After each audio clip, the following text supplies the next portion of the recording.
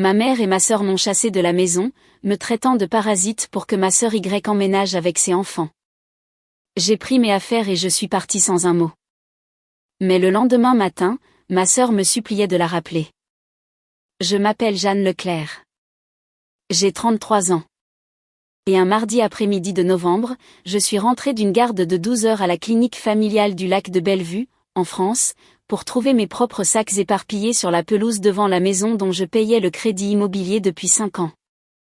Ma sœur Nathalie se tenait dans l'encadrement de ma porte, ses 2 enfants derrière elle. Nous déménageons chez maman. Va-t'en, espèce de parasite. Tu es sérieuse, ai-je demandé. Ma mère, la femme pour qui j'avais abandonné ma carrière afin de m'occuper d'elle, a ri. Nous avons décidé. Je n'ai pas discuté. J'ai ramassé un sac. Celui que j'avais préparé 2 semaines plus tôt, le jour où j'avais appelé l'avocate, et je suis partie en voiture. Dès 6 heures le lendemain matin, mon téléphone affichait 53 appels manqués. Non pas parce que je leur manquais, mais parce qu'ils avaient enfin lu une chose. Si vous avez déjà été l'enfant invisible de votre propre famille, celui qui était présent pendant que tout le monde recevait les éloges, restez avec moi. À la fin de cette histoire, vous saurez exactement quand j'ai cessé d'être présente. Et vous saurez comment je me suis assurée qu'il ne puisse plus faire semblant de ne pas me voir.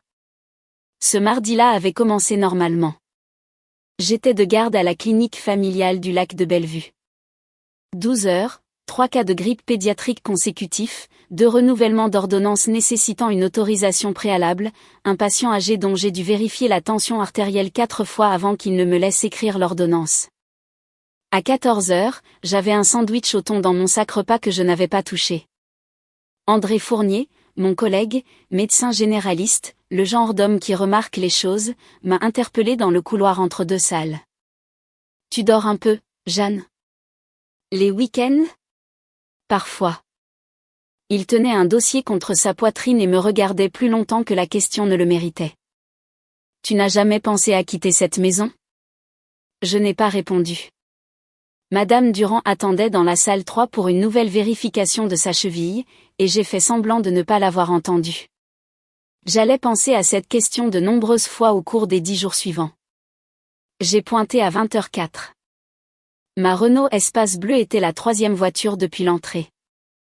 J'ai roulé les 18 minutes jusqu'à la maison de ma mère, notre maison techniquement, bien qu'une seule de nous 2 la payait, et j'ai tourné dans la rue des Crêtes, ne m'attendant à rien. Un camion de location Kiloutou jaune était garé dans mon allée. Derrière, se trouvait le SUV blanc de Nathalie. Et derrière cela, une Citroën que je ne reconnaissais pas avec 2 sièges enfants à l'arrière et un panneau magnétique indiquant « électroménager Brandt » sur le panneau arrière. Mes affaires étaient sur la pelouse, pas dans des cartons, juste jetés pêle-mêle. Mes classeurs d'école d'infirmière de 2014. Mes uniformes d'infirmière dans un bac en plastique transparent, couvercle ouvert, prenant la pluie. La photographie de mon père de ses 65 ans, celle que je gardais sur ma commode, face contre terre dans un parterre de fleurs. Mon sac de sport Décathlon, jeté sur les rosiers comme un corps.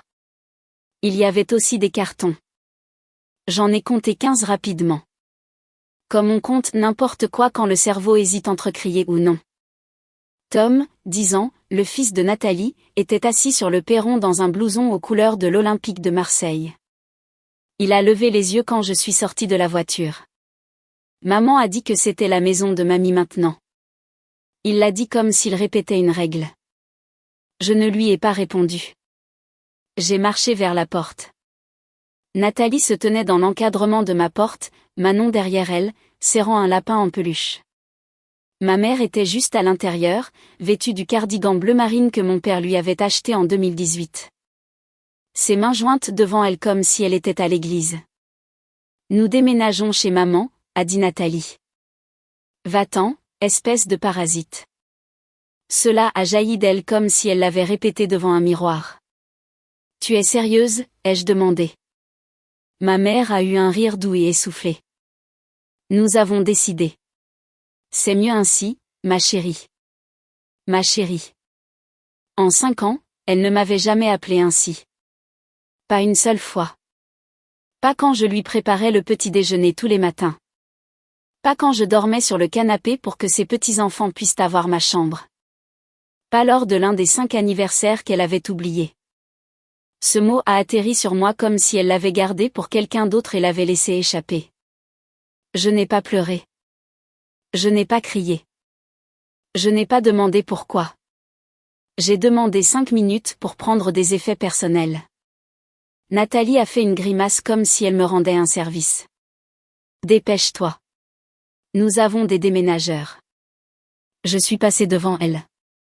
Je suis allée dans ma chambre. Je me suis agenouillée et j'ai tiré le sac de voyage de sous le lit. Celui que j'avais préparé 2 semaines plus tôt, la nuit où j'avais appelé Thérèse Dumont et lui avais dit « Je crois qu'il est temps ». Dedans, mon ordinateur portable, un SSD externe avec tout sauvegardé et chiffré, mon passeport, un dossier aussi épais qu'un annuaire téléphonique, 3 400 € en billets de vin, une photographie de mon père de 2019, celle que j'avais gardée sous mon oreiller. C'était tout. Je suis retournée dans la cuisine où ma mère se tenait près de l'évier. Elle ne m'a pas regardée. Je suis passée devant Nathalie, qui faisait déjà semblant d'envoyer un message à quelqu'un.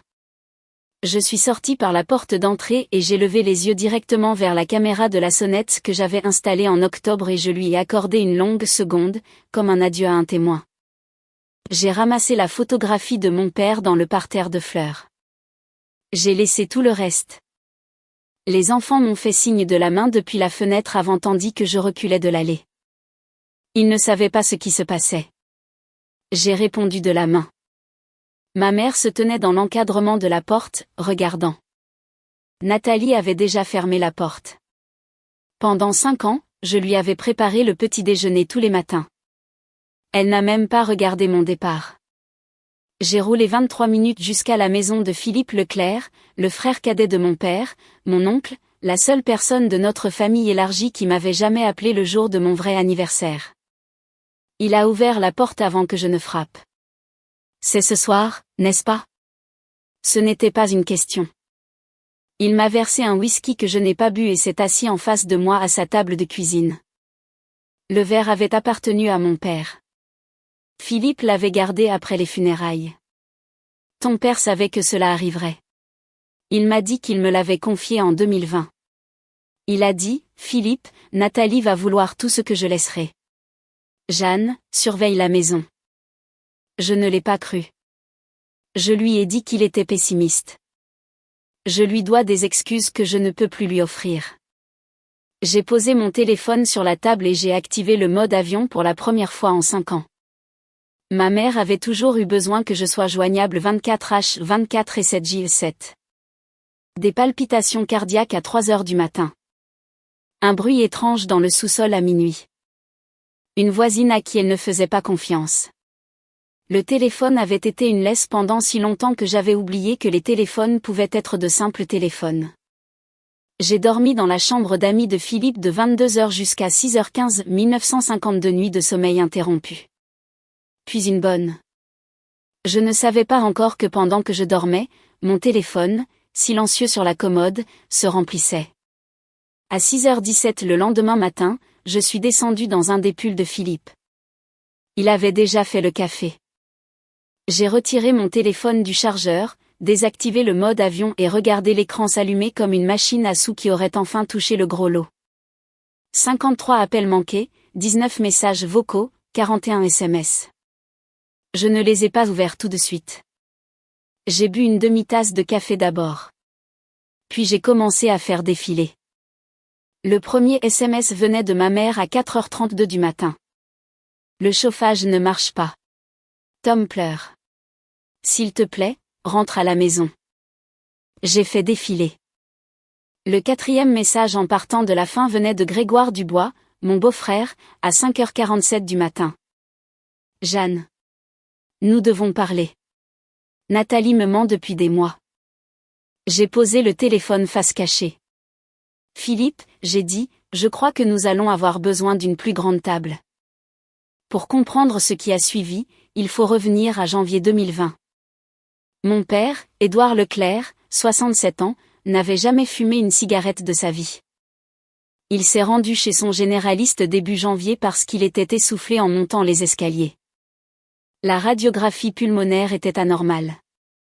Le scanner de suivi a montré 4 tumeurs dans son poumon droit, 2 dans ses ganglions lymphatiques, une ombre sur la colonne vertébrale qu'il n'aimait pas. Stade 4. Le pneumologue lui a donné un chiffre, 4 à 6 mois, de la voix prudente que les médecins utilisent quand ils ont déjà décidé de ne pas adoucir les choses.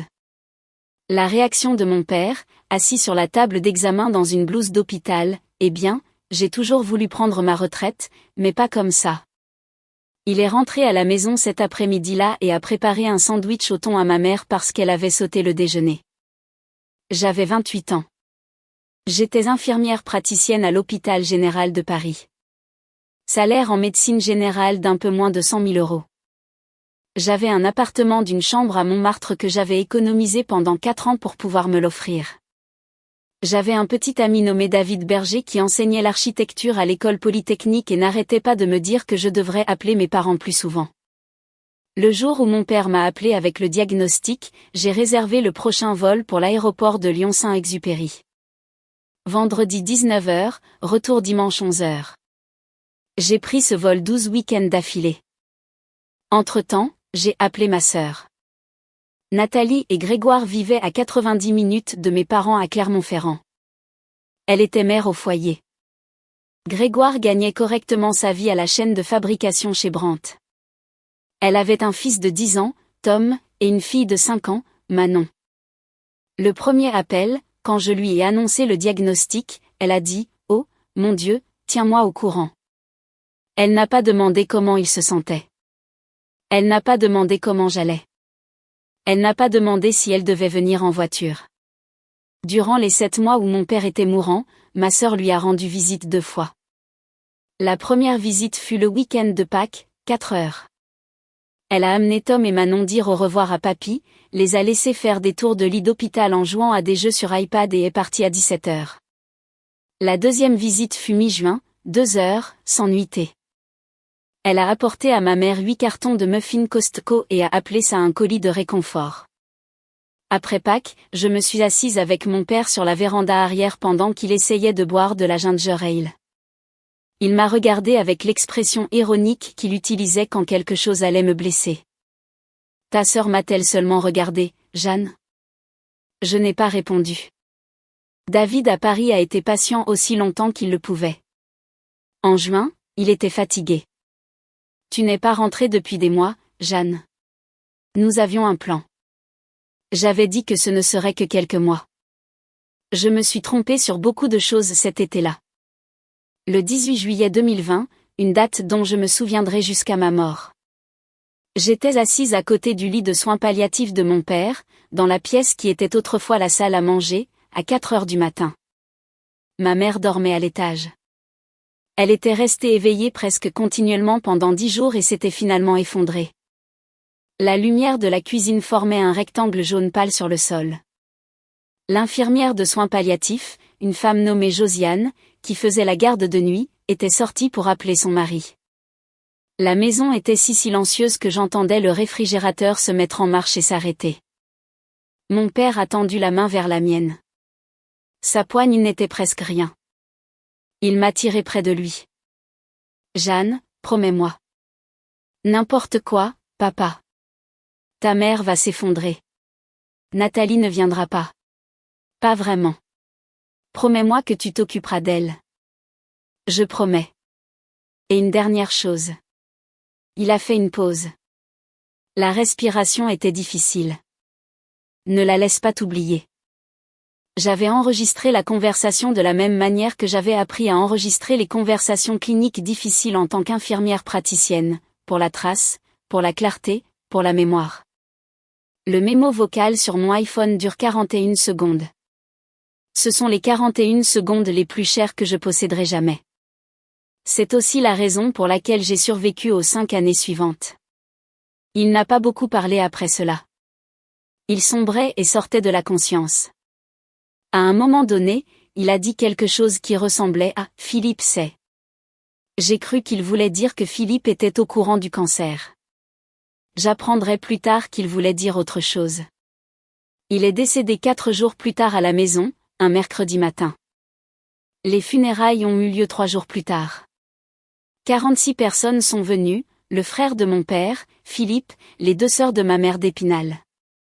Martine Richard, sa voisine depuis 31 ans, qui est apparue dans un manteau de laine noire en juillet parce qu'elle n'arrivait plus à réfléchir. Nathalie est partie après 40 minutes. Je dois récupérer les enfants du camp d'été demain matin. Maman, tu comprends? Et ma mère a acquiescé, comme acquiescent les femmes en deuil quand leurs muscles à formuler des opinions sont épuisés. Martine Richard, en partant, m'a serré le coude. Ton père a toujours dit que tu serais celle qu'il fallait. Il avait raison. J'ai noté cela au dos d'un programme funéraire. En août, ma mère a cessé de manger pendant 5 jours. Elle a cessé de se doucher pendant 9 jours. Elle portait la chemise de flanelle de mon père pour dormir et refusait de l'enlever. J'ai appelé mon amie Sophie Martin, infirmière à l'hôpital Pitié-Salpêtrière, et lui ai demandé de venir en avion pour une évaluation de bien-être parce que je ne me faisais pas confiance pour être objective.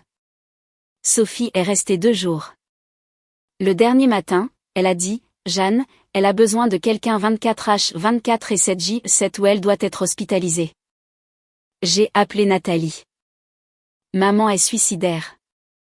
J'ai besoin que tu viennes. J'ai le foot des enfants ce week-end. Peut-être le week-end prochain. Le week-end prochain n'est jamais venu. J'ai compté les comprimés de Valium dans l'armoire à pharmacie de ma mère. Il manquait 4 pilules. J'ai caché le reste. En septembre, j'ai démissionné de l'hôpital général de Paris. Ma patronne a pleuré dans son bureau, ce à quoi je ne m'attendais pas. J'ai donné mon préavis pour l'appartement. J'ai perdu ma caution. Et un dimanche après-midi de fin septembre, je me suis assise en face de David dans notre cuisine et je lui ai dit que je ne pouvais pas lui faire ça. Je ne peux pas te demander d'attendre quelque chose que je ne peux pas promettre. Tu ne demandes pas. J'offre. Je suis partie quand même. Il m'a envoyé un dernier SMS cette nuit-là. Si jamais tu reviens, je serai toujours là. Je n'ai pas répondu. Il ne s'était pas trompé sur qui j'étais. Il s'était trompé sur qui j'allais devenir. J'ai emménagé dans la maison de Bellevue le 11 octobre 2020. Je pensais y rester 6 mois, 1 an tout au plus, jusqu'à ce que maman se stabilise. En décembre, le prêteur hypothécaire a appelé. Il restait 186 500 € à rembourser sur la maison. La pension de ma mère et ses allocations sociales totalisaient 2 840 € par mois. Le crédit immobilier était de 1 895 €. Je me suis assise à sa table de cuisine avec une calculatrice et j'ai essayé de lui faire comprendre. Maman, tu ne peux pas payer cette mensualité. Nous devons refinancer. Pour cela, l'acte de propriété doit être à mon nom. Je peux payer le crédit immobilier avec mes revenus et l'équité reste dans la famille, mais tu dois signer. J'avais organisé une réunion au bureau de maître Thérèse Dumont, une amie de la famille de mon père, une notaire spécialisée en succession, en centre-ville. Thérèse a fait passer les documents à ma mère 3 fois. Elle a demandé doucement, comme une infirmière. Madame Leclerc, comprenez-vous que cela signifie que la maison n'est plus à votre nom? Ma mère a agité la main. Occupe-t'en, chérie. Tu es la plus intelligente avec l'argent. Elle a signé. Et dans les années qui ont suivi, elle a dit à toutes les personnes qu'elle rencontrait, voisins, cousins éloignés, la caissière du supermarché Carrefour, qu'elle était toujours propriétaire de la maison. Je ne l'ai jamais corrigée. Ce fut ma première erreur.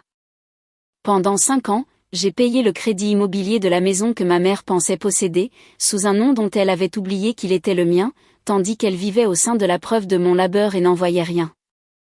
Laissez-moi vous donner les chiffres, car ce sont les chiffres qui rendent cette histoire non seulement triste mais aussi criminelle. Mensualité du crédit immobilier, 1 895 € par mois pendant 68 mois égale 128 860 €. Taxe foncière, 21 250 €. Assurance habitation, 8 400 €. Un nouveau système de chauffage et climatisation en 2022 parce que l'ancien est tombé en panne un jour de 38 degrés Celsius et que ma mère a refusé de dormir à l'étage, 11 200 €. Une nouvelle toiture en 2023 parce que l'expert en assurance a trouvé 3 points faibles et a menacé de nous résilier, 7300 €. Épicerie, copaiement pour les ordonnances, visite chez le médecin, visite chez le dentiste, la complémentaire santé qu'elle n'a jamais pu obtenir. Sur 5 ans, environ 82 000 € des miens, soit un total de 258 910 €.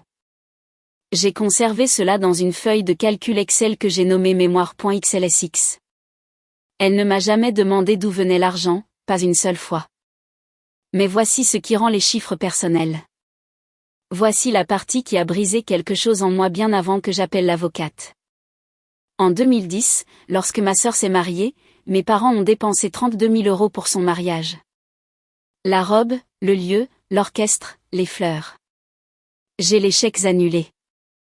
Mon père les a conservés, non par dépit, mais parce que c'est ce que font les comptables.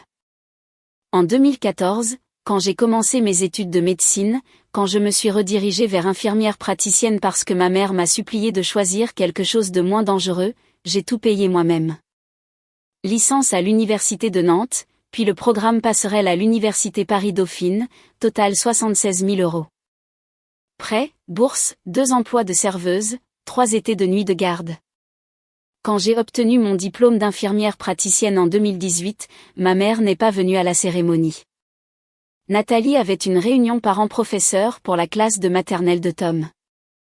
Ma mère m'a dit dans la cuisine la semaine suivante, « Tu ne fais pas de chichi comme Nathalie. Nous savons tous que tu t'en sortiras très bien. » Je ne vous dis pas cela parce que ce fut la chose la plus cruelle qu'elle m'ait dite. Il y en a eu de plus cruelles. Je vous le dis parce que tout ce qui est venu après, l'expulsion, l'agente immobilière, les serrures, a commencé avec cette phrase. Elle avait décidé quelque part dans sa tête que je n'avais pas besoin d'elle. Et une fois qu'elle eut décidé cela, elle cessa de me regarder. Couche après couche. Le mur de photos dans le couloir. 14 photos de Nathalie, Tom et Manon. Sur 5 ans. Photos de moi sur ce mur, 0. Une fois en 2024, j'ai encadré une photo de mon père et moi de ma remise de diplôme et je l'ai mise au mur. La semaine suivante, elle avait été déplacée dans ma chambre. On l'a déplacée dans ta chambre, ma chérie. Le mur est pour la famille. Les lapsus. Sur 5 ans, ma mère m'a appelé Nathalie par accident 8 fois. La première fois, j'ai ri. La 8e fois, je lui ai passé la sauce. Le jour de Noël 2024. J'ai commencé la dinde à 5 h du matin pour qu'elle soit prête quand elle se réveillerait. À 11 h, Nathalie a appelé de Clermont-Ferrand. Ma mère est restée au téléphone 2 h 14 minutes. La dinde est devenue froide. Quand j'ai demandé si elle voulait que je lui serve quelque chose, elle a couvert le combiné avec sa main. Chérie, tu peux baisser le ton ? Je parle à ta sœur. J'ai mangé seule au comptoir de la cuisine à 14 h pendant qu'elle disait « Oh, Nathalie, tu me manques tellement. » La maison est si silencieuse sans les petits-enfants, au téléphone dans sa propre cuisine, à 3 mètres de sa propre fille. La carte de Noël que ma mère m'a donnée cette année-là ne contenait aucune écriture manuscrite, juste l'imprimé « Joyeuse fête ». Je l'ai prise sur le comptoir et l'ai reposée. Pendant 5 anniversaires, le 1er mars de chaque année, ma mère a oublié. Je lui préparais le petit déjeuner chacun de ces matins. C'était une petite miséricorde que je pouvais m'offrir. Je pouvais faire semblant qu'elle se souvenait, et le fait de faire semblant comptait comme un cadeau. La 5e année, le 1er mars 2025, je lui ai préparé du porridge à la cassonade et aux myrtilles. Je me suis assise en face d'elle. J'ai attendu. Elle m'a raconté qu'elle avait fait un rêve étrange à propos de mon père. Elle ne m'a pas regardé. J'ai débarrassé les assiettes. Pour Noël 2024, Tom a eu 400 €. Manon a eu 400 €. J'ai eu une carte cadeau Yves Rocher de 25 €. Tu es une adulte, ma chérie. Tu n'as pas besoin de grand-chose. Je garde cette carte cadeau dans mon portefeuille, inutilisée. En guise de rappel, je ne l'ai pas jetée. Il y avait des petites choses qui faisaient presque autant mal que les grandes. La façon dont elle remplissait son propre verre d'eau au dîner sans me proposer d'eau. La façon dont elle a cessé d'acheter les céréales que j'aimais parce que Tom n'en mange pas quand il vient. La façon dont, quand j'ai eu une fièvre de 39,4 degrés Celsius en février 2023, elle s'est tenue dans l'encadrement de ma porte et a dit « Chérie, j'ai faim. Peux-tu me faire des toasts ?» J'ai fait les toasts. Je suis retournée me coucher. La fièvre est tombée dans la nuit, seule. Lorsque Nathalie et sa famille venaient 3 fois par an, Tom prenait mon ancienne chambre parce qu'elle était plus grande et avait la fenêtre donnant sur le jardin. Manon prenait la chambre d'amis. Je dormais sur le canapé de la maison dont je payais le crédit, sous une couverture beige qui sentait légèrement le chien. La première fois que c'est arrivé, je me suis dit que c'était une fois seulement. La 3e année, j'avais abandonné la bataille dans ma propre tête. J'ai envoyé une photo de la couverture pliée à Sophie en 2024. Elle m'a répondu, « Jeanne, ce n'est pas normal. S'il te plaît, pars. » Je n'ai pas répondu. Il y a 8 mois, en mars 2025, j'ai commencé à enregistrer les histoires de ma mère. Je me suis dit que c'était pour un dépistage cognitif. En réalité, c'était pour moi. J'avais besoin de la preuve que je ne l'avais pas inventée. Un après-midi, je lui ai demandé ce que c'était d'être enceinte de Nathalie et de moi. Je m'attendais à de la nostalgie. Avec Nathalie, je rêvais d'elle toutes les nuits. Avec toi, je voulais juste que la grossesse se termine. J'étais si fatiguée. 47 secondes. Mémo vocal iPhone. Nom du fichier mémoire 180325M4A. Je ne l'ai plus jamais écouté, mais j'en ai gardé 3 sauvegardes à 3 endroits différents. Cette nuit-là, je lui ai demandé de but en blanc, la regardant par-dessus le dîner que j'avais préparé. « Maman, pourquoi ne parles-tu jamais de moi aux gens ?» Elle a souri du sourire qu'elle réservait à ses propres patients difficiles. « Tu as toujours été indépendante, ma chérie. Nathalie a plus besoin de moi. Tu n'as besoin de personne. » J'ai souri en retour. J'ai débarrassé les assiettes. Je suis allée dans la salle de bain, j'ai verrouillé la porte et j'ai pleuré pendant 23 minutes sur le carrelage. Quand je suis sortie, j'ai commencé à penser différemment. Pas à elle, mais à ce que je pouvais faire. En 2022, David s'est marié. L'invitation est arrivée à l'adresse de ma mère. J'avais cessé de donner l'adresse de Bellevue à qui que ce soit. D'une manière ou d'une autre, il l'avait trouvée. Un papier épais de couleur ivoire. Monsieur et Madame Berger ont le plaisir de vous inviter au mariage de leur fils David et de Megan Wallace le samedi 8 octobre 2022 à la Bibliothèque nationale de France. Je me suis tenue au comptoir de la cuisine et je l'ai lu 3 fois. Ma mère est entrée, y a jeté un coup d'œil et a dit, « Qui est-ce, ma chérie ? C'est une de tes amies infirmières ? » Je n'y suis pas allée. J'ai envoyé une carte et une carte cadeau de 200 € à la Redoute. Je te souhaite tout le bonheur du monde, Jeanne. 3 semaines plus tard, David a envoyé le premier SMS qu'il m'avait envoyé depuis 2020. Tu l'as manqué. Il y avait une chaise pour toi, Jeanne. J'espère qu'elle te voit. J'espère qu'elle voit ce que tu abandonnes. J'ai fait une capture d'écran et l'ai gardée dans un dossier que j'ai appelé rappel. Je n'ai pas répondu. Il n'avait pas tort sur qui j'étais. Pendant 5 ans, j'ai travaillé à temps partiel à la clinique familiale du lac de Bellevue. Salaire de 52 000 € par an, environ la moitié de ce que je gagnais à Paris. Je me suis dit que cela n'avait pas d'importance. Cela en avait. J'avais une collègue à Paris, Anna Dubois. Nous avions terminé le programme Passerelle en même temps. Nous avions l'habitude d'étudier ensemble dans un café de Cambridge. Anna en 2024 a été promue directrice des soins infirmiers à l'hôpital Pitié-Salpêtrière. Elle m'a envoyé un message LinkedIn. « Jeanne, je n'ai jamais compris pourquoi tu es partie. Paris a toujours une place pour toi. » J'ai aussi fait une capture d'écran de celui-là. Mon profil LinkedIn en 2025 indiquait toujours « Infirmière praticienne, clinique familiale du lac ». Le champ bio était vide.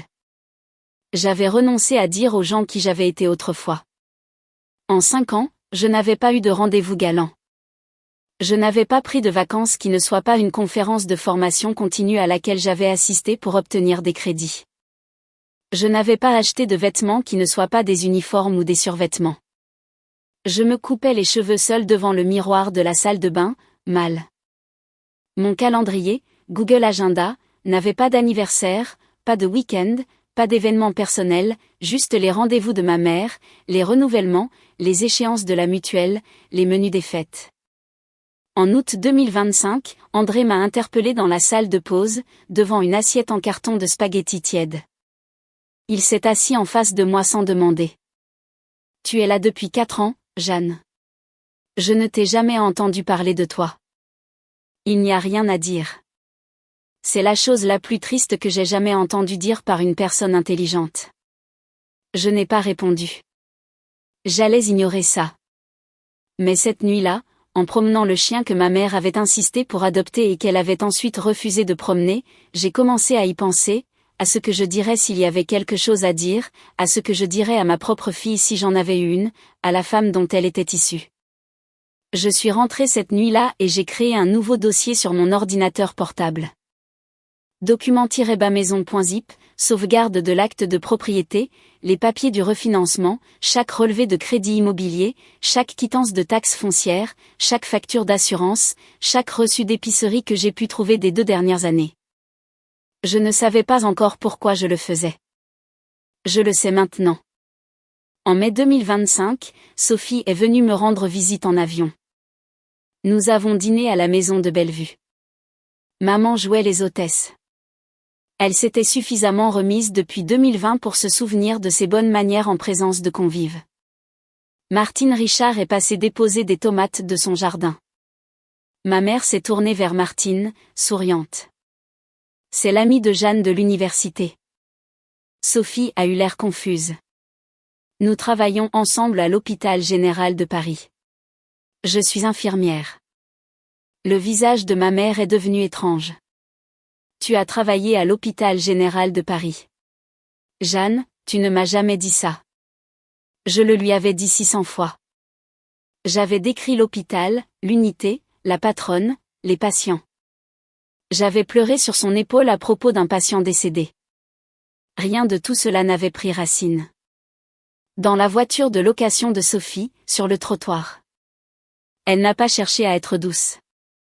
Jeanne, ta mère ne sait pas ce que tu fais dans la vie. Je n'ai pas pleuré. Je suis rentrée à la maison. Je me suis couchée. Le lendemain matin, je me suis levée à 5 heures, j'ai préparé à ma mère son porridge et je suis allée travailler. C'était la dernière semaine de mai. 3 mois plus tard, Grégoire Dubois a été licencié. Brandt a annoncé des licenciements début août 2025. Grégoire faisait partie de la deuxième vague. 12 semaines d'indemnité de licenciement, un régime de maintien de l'assurance maladie et un dossier d'avantages sociaux photocopié trop sombre pour être lisible. Pour la première fois en 5 ans, ma sœur a appelé ma mère tous les jours. La première chose que j'ai remarquée, c'est la cuisine. Ma mère, qui ne m'avait pas demandé ce que je préparais depuis des mois, a soudainement commencé à suggérer ce qui serait bien pour les enfants quand ils viendraient. Les visites n'avaient pas été planifiées, mais elle cuisinait déjà pour eux. Puis les appels.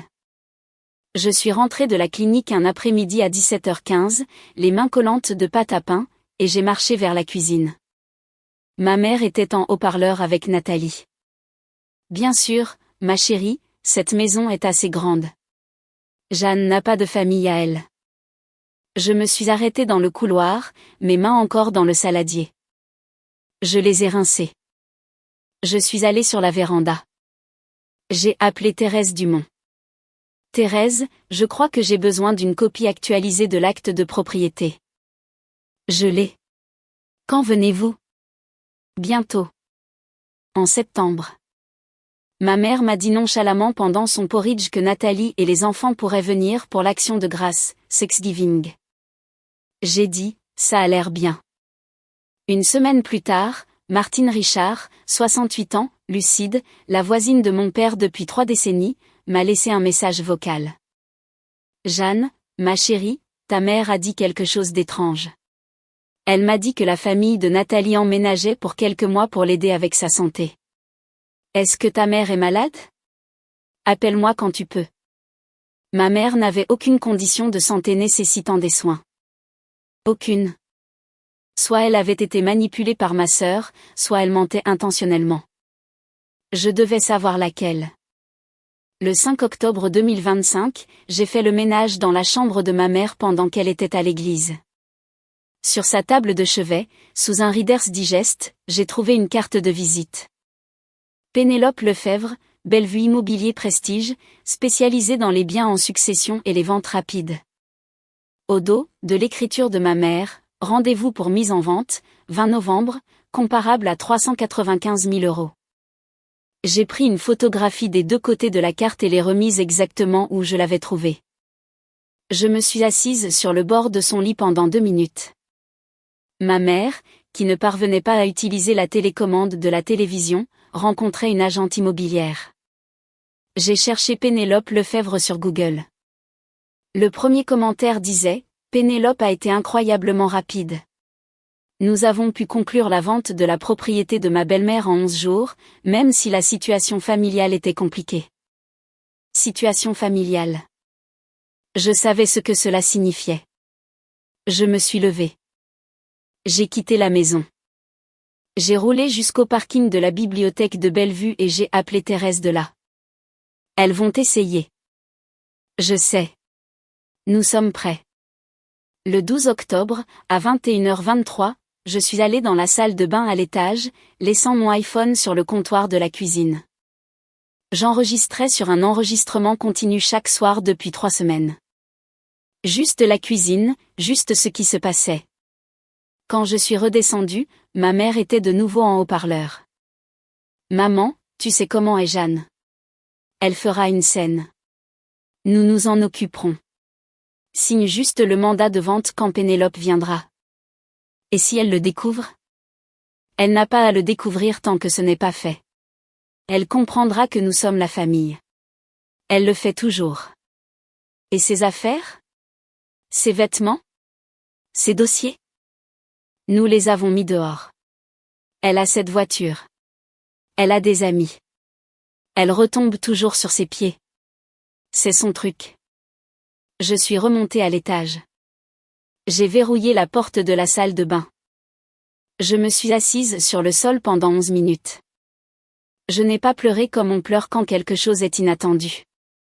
J'ai pleuré comme on pleure quand quelque chose est enfin clair.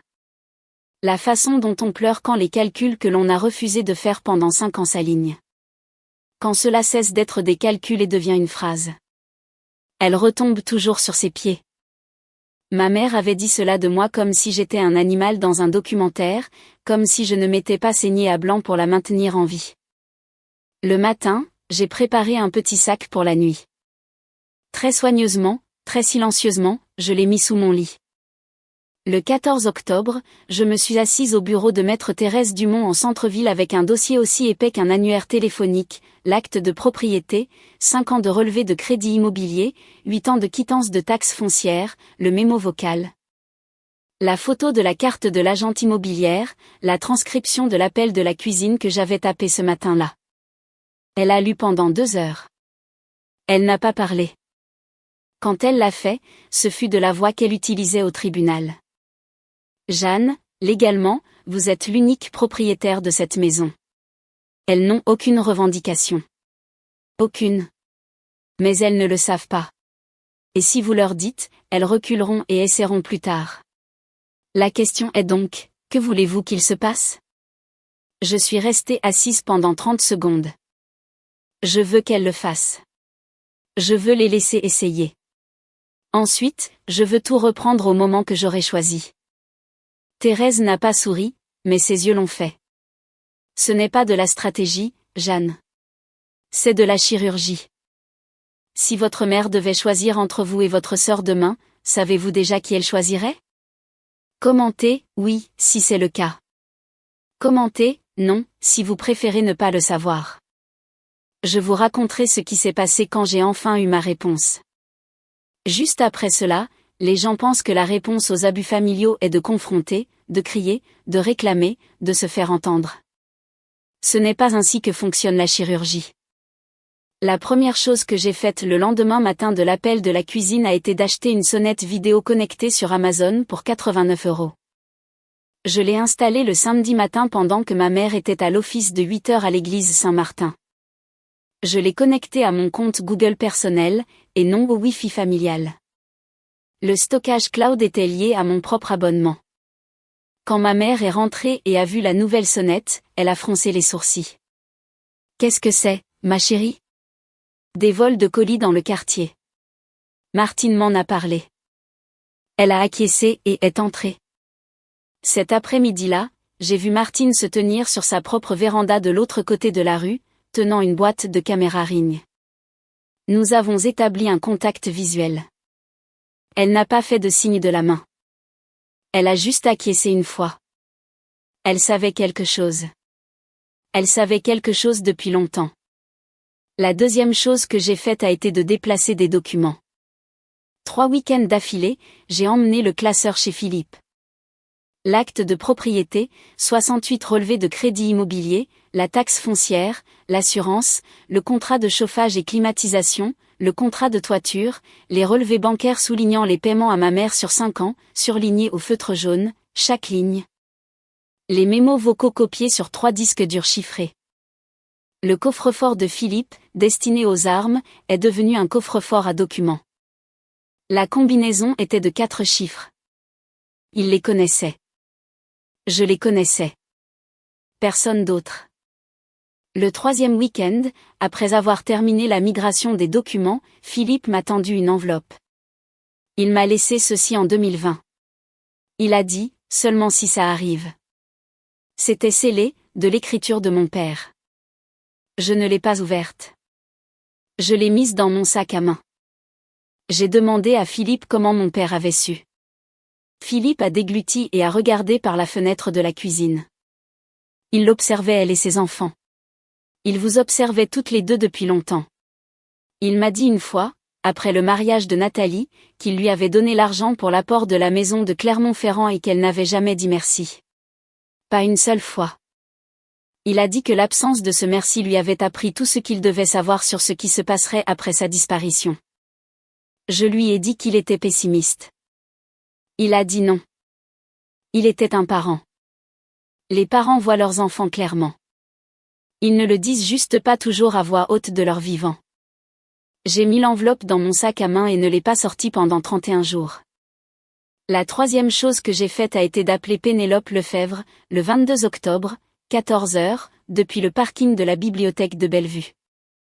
Je lui ai dit que j'étais une voisine inquiète du 1849, rue des Crêtes, de l'autre côté de la rue, et j'avais entendu dire qu'un bien allait être mis en vente au 1847. Oui, une très belle propriété. La fille de la propriétaire gère la mise en vente.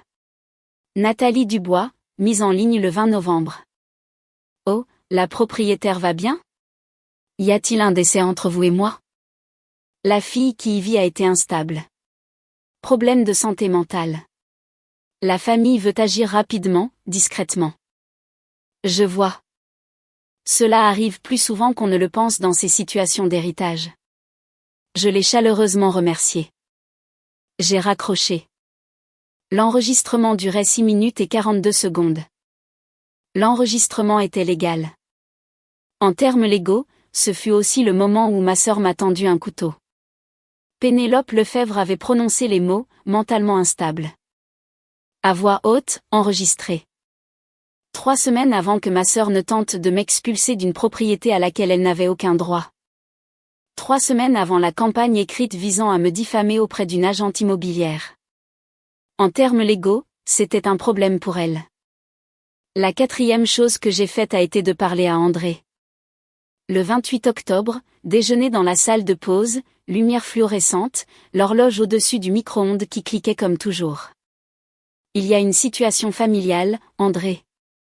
Je vais probablement avoir besoin de quelqu'un de professionnel pour attester de mon état mental. Voudriez-vous écrire une lettre ? Il ne m'a pas demandé ce qui se passait.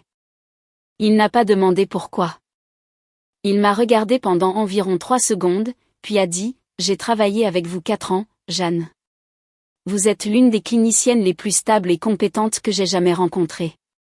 Quiconque dit le contraire ne vous connaît pas. J'écrirai tout ce dont vous avez besoin. Je témoignerai si nécessaire. La lettre, sur papier à en-tête de la clinique du lac, notariée dans un point relais mondial relais le 3 novembre, disait tout cela en langage formel. Il me l'a apporté dans une enveloppe craft et l'a fait glisser sur la table de la salle de pause sans cérémonie. Je ne savais pas comment le remercier. J'ai commencé à le faire. Il m'a arrêté. Vous n'avez pas à me remercier. Gagnez juste cette bataille, quelle qu'elle soit.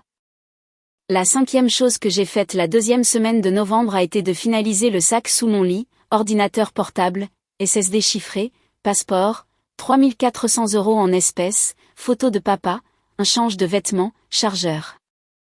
La 6e chose que j'ai faite le 9 novembre à 22h17 a été d'envoyer à Thérèse l'email déclencheur. Objet, expulsion imminente. Thérèse, elles vont le faire cette semaine. Je suis prête. Au moment où elles déposeront mes affaires devant la porte, déposez ce qui suit, une mise en demeure. Concernant la diffamation par l'intermédiaire de Pénélope Lefebvre. Un avis d'intrusion à Éléonore Leclerc. Une contre-plainte. Concernant la tentative de mise en vente non autorisée et la fraude immobilière. Ne déposez pas lundi. Attendez qu'elle s'engage devant la caméra. Je veux qu'elle s'engage. Thérèse a répondu à 22h23. Confirmé. En attente. TD. La 7e chose que j'ai faite le 10 novembre à minuit a été de me connecter à mon portail de crédit immobilier et d'annuler le prélèvement automatique prévu pour le 12 novembre. Je me suis connecté à la compagnie de gaz, la compagnie d'électricité, le service des eaux, le fournisseur d'accès Internet, le câble opérateur. Chaque compte était à mon nom. Chaque service devait être résilié à minuit le 12 novembre. Cette dernière nuit, j'ai préparé à ma mère du poulet aux boulettes, son plat préféré. Elle m'a dit que j'étais si silencieuse aujourd'hui. J'ai dit que j'étais juste fatiguée. Je me suis couchée à 23h. J'ai mis mon réveil à 5h45. À 18h le lendemain après-midi, mes affaires seraient sur la pelouse. Vendredi 14 novembre 2025, 10h du matin. La salle de conférence de Maître Thérèse Dumont en centre-ville de Lyon. Table en acajou, 8 chaises, une fenêtre donnant sur le lac. Dans la pièce, Thérèse, Jeanne, Éléonore, escortées par Philippe, Nathalie, Grégoire Dubois, qui avaient spécifiquement demandé à être présents. L'officier Daniel Fournier de la police municipale de Bellevue, qui avait demandé à assister en observateur. André Fournier, témoin par Zoom. Sur l'écran au bout de la table, Pénélope Lefebvre. 2 jours plus tôt, l'expulsion avait été documentée sous 3 angles différents. Ma sonnette connectée, la caméra Ring de Martine Richard, la caméra piéton de l'officier Fournier. 2 jours plus tôt, ma sœur avait déposé une fausse déclaration à la police, alléguant que j'avais abandonné une femme âgée avec 2 enfants et volé les services publics. 2 jours plus tôt, ma sœur avait également appelé AXA Assurance pour déposer une demande d'indemnisation pour une fuite de tuyaux sur une police d'assurance habitation qui n'était qu'à mon nom, pas au sien. L'unité antifraude l'avait signalé en moins de 4 heures. C'était mercredi. Le vendredi, ma sœur ne comprenait toujours pas pleinement ce qui allait se passer. Thérèse a ouvert la réunion en faisant glisser un seul document sur la table. L'acte de propriété. Madame Leclerc, lisez ceci. Prenez votre temps. Ma mère l'a lu comme les personnes âgées lisent les flacons de médicaments. En articulant lentement chaque mot. Elle a levé les yeux. Ça dit Jeanne. Nathalie est intervenue rapidement. Maman, ce n'est que le dossier de refinancement d'il y a des années. La maison est toujours à toi. Thérèse, très doucement. Ce n'est pas le cas, Madame Dubois. Madame Leclerc a signé un acte de renonciation en décembre 2020. La maison est au nom de votre sœur depuis près de 5 ans. Votre mère a été une locataire. Une locataire bienvenue, mais une locataire. Ma mère s'est tournée vers moi. Pourquoi tu ne me l'as pas dit? J'ai essayé, maman. Tu as dit occupe-t'en. Alors, je m'en suis occupée. Elle n'a pas eu de réponse. Nathalie a essayé à nouveau. C'est une escroquerie. Jeanne l'a manipulée. Maman n'a pas compris ce qu'elle signait. Thérèse, calmement. Madame Dubois, nous avons des enregistrements vidéo et audio de la signature originale en 2020. 2 témoins, 2 notaires et une présentation détaillée du document pendant 30 minutes. Votre mère a compris. Elle a également dit au notaire, devant la caméra, qu'elle faisait confiance à Jeanne pour gérer ses affaires. Thérèse a appuyé sur un bouton de son ordinateur portable. Un court extrait a été diffusé depuis une caméra vieille de 5 ans dans son ancien bureau. La voix de ma mère, claire et nette. Jeanne est celle qui peut gérer ça. Je lui fais entièrement confiance. Le silence s'est fait dans la pièce. Le visage de Nathalie s'est empourpré puis est devenu blanc par vagues successives. Thérèse a ouvert le classeur. 68 relevés de crédit immobilier, chacun souligné sur la ligne de l'emprunteur, Jeanne Leclerc. Elle les a fait glisser sur la table vers ma mère. Chaque paiement des 5 dernières années a été effectué par Jeanne. Pas depuis un compte joint, pas avec vos fonds, mais avec les siens. 128 860 €. Taxe foncière, 21 250 €. Prime d'assurance, 8 400 €. Réparation et amélioration, 18 500 €. Et environ 82 000 € supplémentaires pour couvrir vos dépenses quotidiennes sur cette période. Ma mère a murmuré, ce n'est pas possible. Si, avec les reçus. Grégoire s'est penché en avant. Il a regardé Nathalie. Tu m'as dit que maman payait. Elle n'a pas soutenu son regard. Thérèse a continué. Le 8 octobre, votre fille Nathalie Dubois a contacté Pénélope Lefebvre de Bellevue Immobilier Prestige pour mettre la propriété en vente sans en avoir l'autorité légale, à 395 000 €. Ma mère a dit, mettre en vente ? Pas votre maison, Madame Leclerc. Et d'après 23 courriels et 3 messages vocaux que Nathalie a échangés avec Mademoiselle Lefebvre sur 6 semaines, vous avez participé à son plan. Pénélope. Sur l'écran, Pénélope Lefebvre a lu, de sa voix professionnelle d'agente immobilière, un courriel daté du 22 octobre. Pénélope, maman est prête à vendre. Jeanne a des problèmes dont nous ne parlons pas. Elle essaiera de revendiquer une part mais n'a aucun droit. S'il vous plaît, ne vous engagez pas avec elle si elle vous contacte. Le visage de ma mère a changé.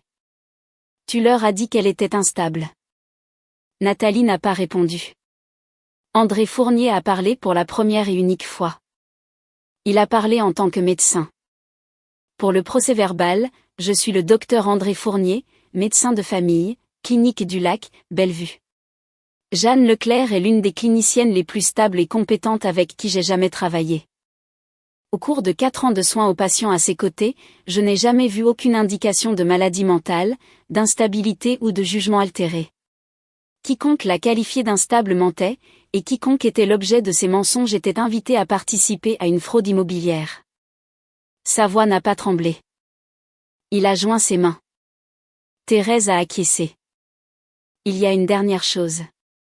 Jeanne possède un enregistrement légalement constitué en vertu des lois en vigueur en France, datant du 12 octobre. Je vais vous faire écouter 30 secondes. Elle a appuyé sur lecture. La voix de ma mère depuis sa propre cuisine. Et si elle le découvre ? La voix de Nathalie. Elle n'a pas à le découvrir tant que ce n'est pas fait. Elle comprendra que nous sommes la famille. Elle le fait toujours. Silence dans la salle de conférence. Ma mère a porté sa main à sa bouche. La lumière de la compréhension a traversé son visage. La lumière de la compréhension qu'elle n'avait pas seulement suivi le mouvement. Elle avait participé. Je ne savais pas ce que je disais. J'ai parlé pour la première fois dans la réunion. Maman, tu savais. Elle a commencé à pleurer doucement. De vraies larmes. Thérèse n'avait pas fini.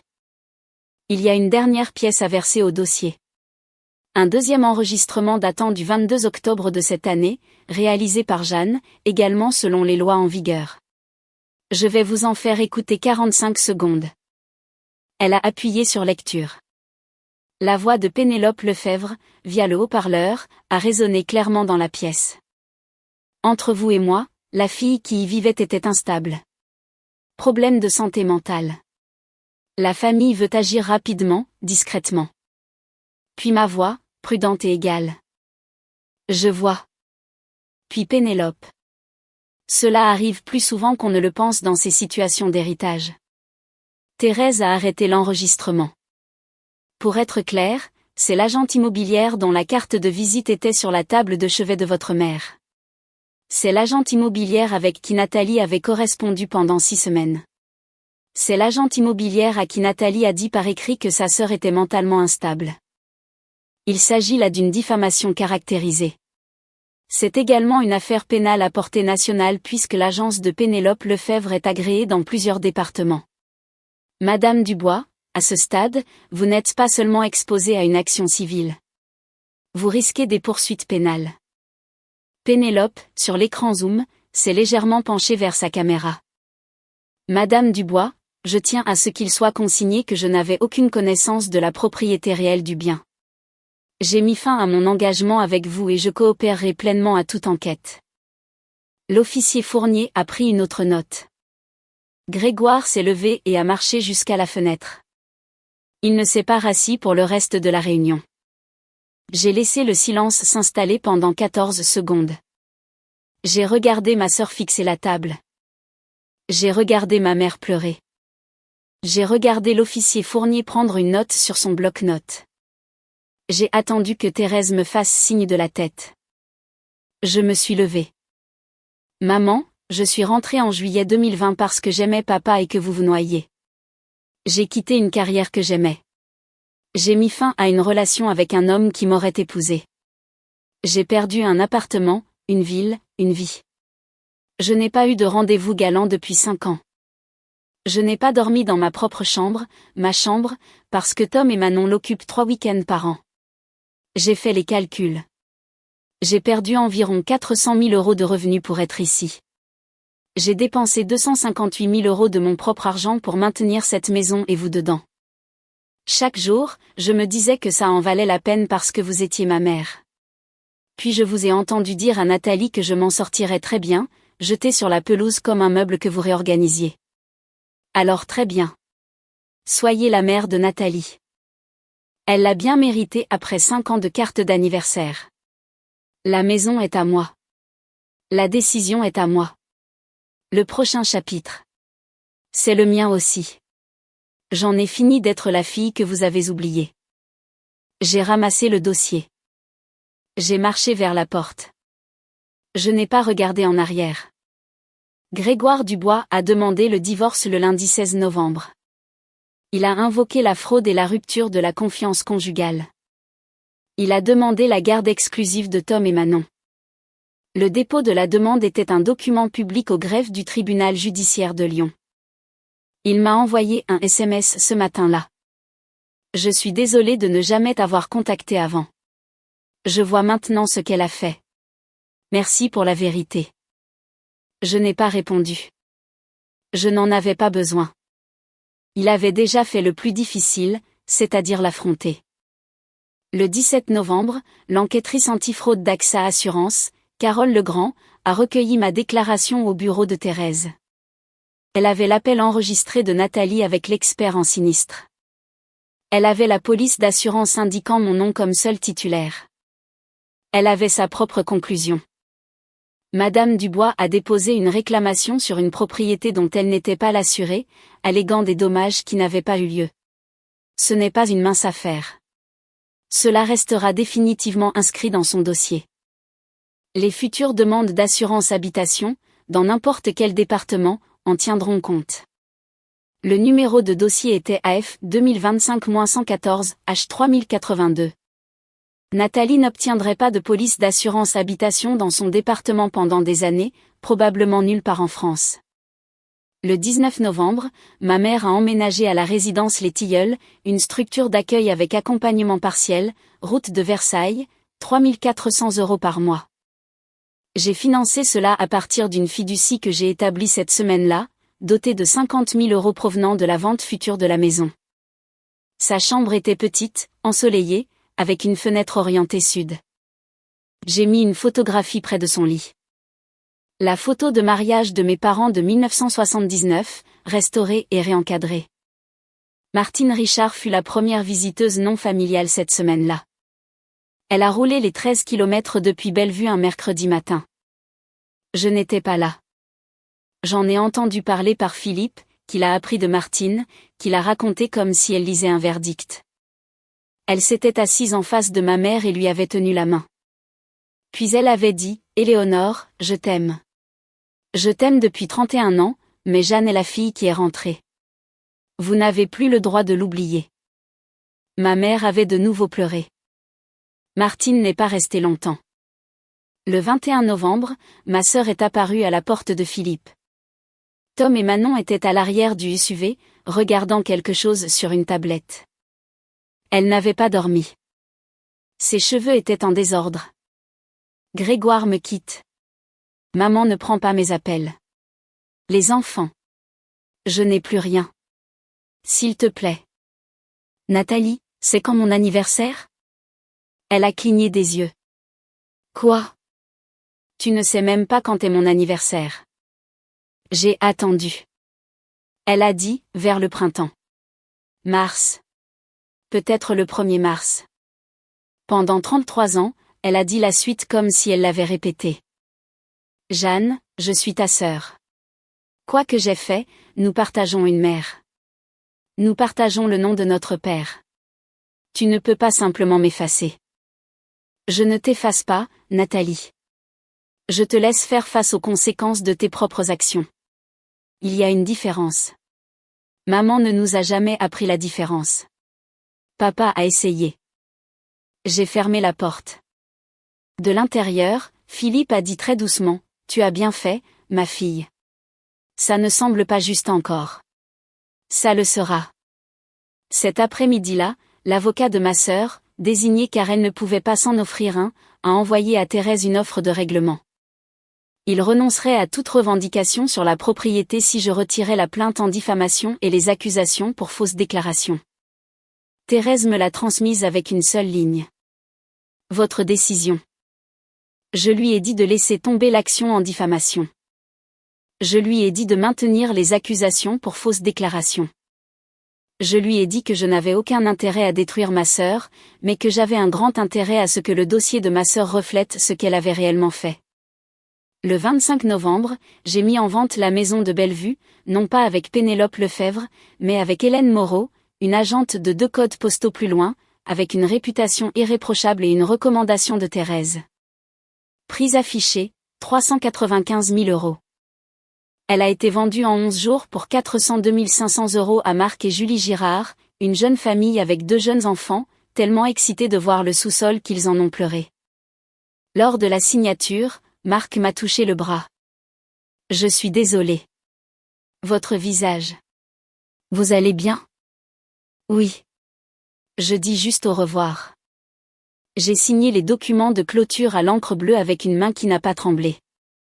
Les chiffres après la vente, remboursement du crédit immobilier 186 500 €. Frais de clôture et commission environ 24 000 €. Net pour moi environ 192 000 €. Sur ce montant, 50 000 € dans la fiducie de soins de ma mère. Le reste, 142 000 €, répartis entre un petit appartement à Honfleur, un compte d'investissement et un fonds d'urgence. J'ai clôturé l'achat de l'appartement le 1er décembre. 110 mètres carrés, 2 chambres, un petit balcon, le mien, un apport en espèces pour la compte avec un petit crédit immobilier pour le reste. La première chose que j'ai faite en recevant les clés a été d'ouvrir la boîte de Paris que je n'avais pas ouverte depuis 5 ans. J'en ai sorti la chemise de flanelle de David. Je l'ai pliée et l'ai mise dans un tiroir de commode. J'ai encadré une photo de moi avec mon père et l'ai mise sur le mur du salon. J'ai encadré une photo de moi seule, de ma remise de diplôme universitaire en 2013, et je l'ai mise à côté. André m'a aidé à déménager. Il a apporté des pizzas de La Bella Vita. Il n'a rien demandé. Il est parti à 21h. Il a envoyé un SMS à 21h15. Envoie-moi un message si tu as besoin d'autre chose. J'ai répondu, je le ferai. Je l'ai fait, mais pas pour de l'aide au déménagement. J'ai commencé à rendre visite à ma mère tous les dimanches à 14 heures. Le premier dimanche, le 8 décembre. Elle a de nouveau pleuré. Elle m'a demandé pourquoi je venais encore. Parce que vous êtes toujours ma mère.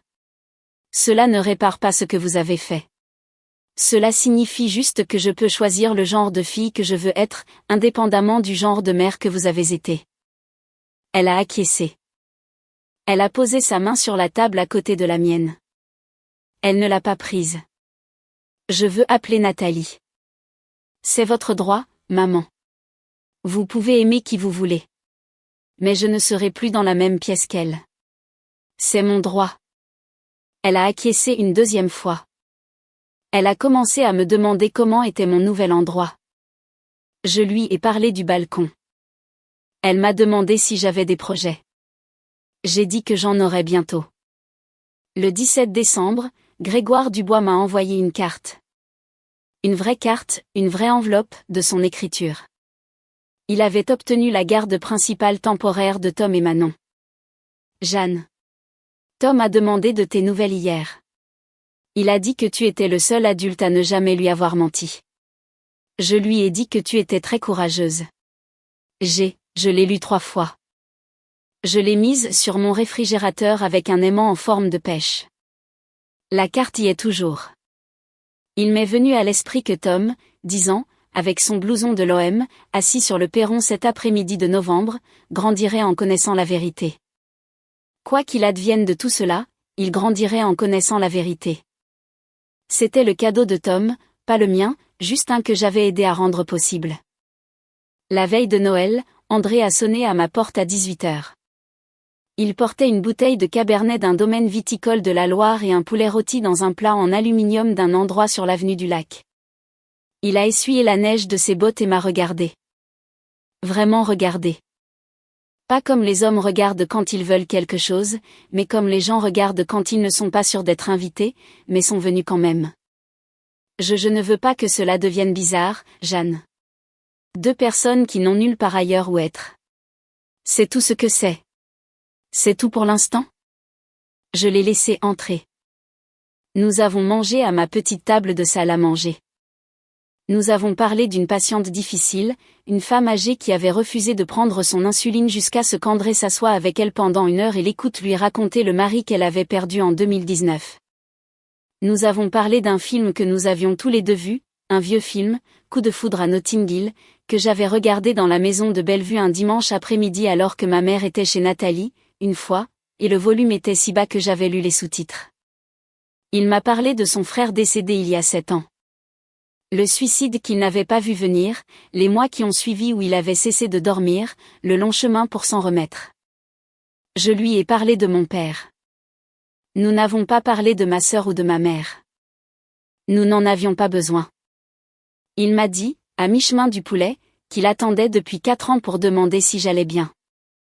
Qu'il n'avait pas posé la question parce qu'il ne pensait pas que j'ai la place pour répondre. Tu as toujours l'air fatiguée, Jeanne. Fatiguée d'une manière qui n'avait rien à voir avec le sommeil. Je sais que tu n'as plus l'air fatiguée maintenant. Il est parti à 21h30. Il m'a remercié. Il n'a pas essayé de m'embrasser. Je ne voulais pas qu'il le fasse. Je voulais plus que tout qu'il revienne, ce que je lui ai dit sur le porche en 3 mots que je n'avais dit à personne depuis 5 ans. Reviens vite. J'ai fait la vaisselle seule. Je l'ai séchée. Je l'ai rangée. J'ai pensé à ma mère dans sa petite chambre ensoleillée à la résidence Les Tilleuls et à ma sœur dans un appartement à Clermont-Ferrand qu'elle payait maintenant seule et à Tom et Manon s'endormant chez Grégoire où la vérité était autorisée à être dite à voix haute.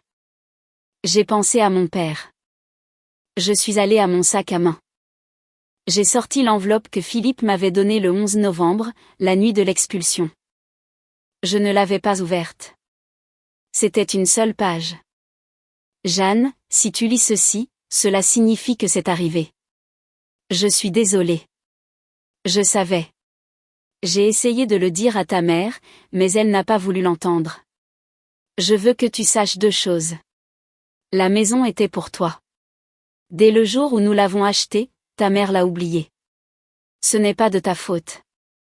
La deuxième chose est que tu n'as jamais été la deuxième fille pour moi. Pas une seule minute. Ne la laisse pas te dire le contraire depuis sa tombe. Prends soin de toi d'abord. Maintenant, c'est la seule promesse que j'aurais dû demander, papa. J'ai plié la page. Je l'ai mise dans le tiroir avec la chemise de flanelle de David et le vieil album de mariage de ma mère et la carte cadeau de 25 € que je n'avais jamais utilisée. Je me suis versé un verre du cabernet qu'André avait laissé à moitié plein. Je me suis assise sur mon balcon et j'ai regardé la neige. Ma mère m'avait appris à la dure que la famille est un verbe, pas un nom. On la gagne en étant présente. On la perd en ne l'étant pas. Je suis rentrée en 2020 parce que je pensais que l'amour était la même chose que le devoir. Ce n'est pas le cas. L'amour qui vous efface n'est pas de l'amour. C'est du labeur. Non rémunéré, non reconnu, et indiscernable après un certain temps de la servitude. J'ai cessé d'appeler ma sœur, famille, le jour où elle a mis mes affaires sur la pelouse. J'ai cessé d'appeler ma mère, famille, le jour où elle a ri. Je les vois toujours. J'aide toujours quand l'aide ne me coûte pas ma vie, mais je n'appelle plus la trahison, famille. Ce fut le jour où ma vraie vie a commencé. Je suis Jeanne Leclerc. J'ai 33 ans. Et les mardis après-midi de novembre, je pense à la femme pour qui j'ai failli me laisser disparaître. Puis je prépare mon dîner pour moi-même d'abord.